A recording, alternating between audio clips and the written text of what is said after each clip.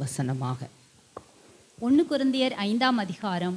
உங்களுக்குள்ளே விபச்சாரம் உண்டென்று பிரசித்தமாய் சொல்லப்பட்டிருக்கிறதே.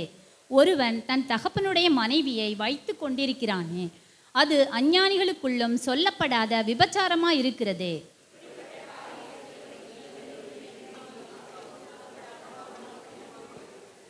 நான் சரீரத்தினாலே உங்களுக்கு தூரமாயிருந்தும் ஆவியினாலே உங்களோடே கூட இருக்கிறவனாய் இப்படி செய்தவனை குறித்து நான் கூட இருக்கிறது போல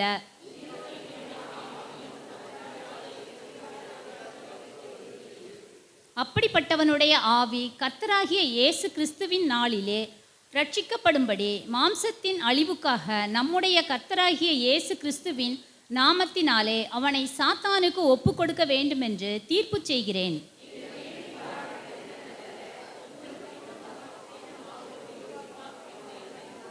ஆகையால் நீங்கள் புளிப்பில்லாதவர்களாய் இருக்கிறபடியே புதிதாய் பிசைந்த மாவாய் இருக்கும்படிக்கு பழைய புளித்த மாவை புறம்பே கழித்து போடுங்கள். ஏனெனில் நம்முடைய பஸ்காவாகிய கிறிஸ்து நமக்காக பலியிடப்பட்டிருக்கிறாரே.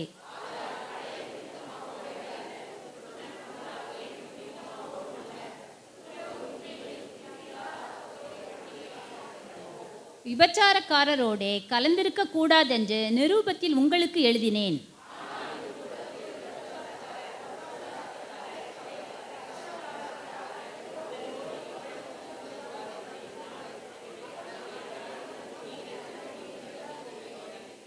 நான் உங்களுக்கு எழுதினது என்னவென்றால், சகோதரன் எனப்பட்ட ஒருவன் விபச்சாரக்காரனானாவது, பொருளாசைக்காரன் ஆயாவது, விக்கிரக ஆராதனைக்காரன் ஆகாவது, உதாசீனானாவது, வெறியன் ஆயாவது, கொள்ளைக்காரன் ஆயாவது இருந்தால் அவனோடே கலந்திருக்க கூடாது.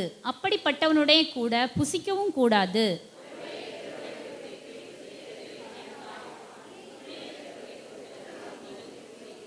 சேர்ந்து வாசிப்போம். புறம்பே இருக்கிறவர்களை குறித்து தேவனே தீர்ப்பு செய்வார். ஆகையால் அந்த பொல்லாதவனை உங்களை விட்டு தள்ளி போடுங்கள். ஆமென்.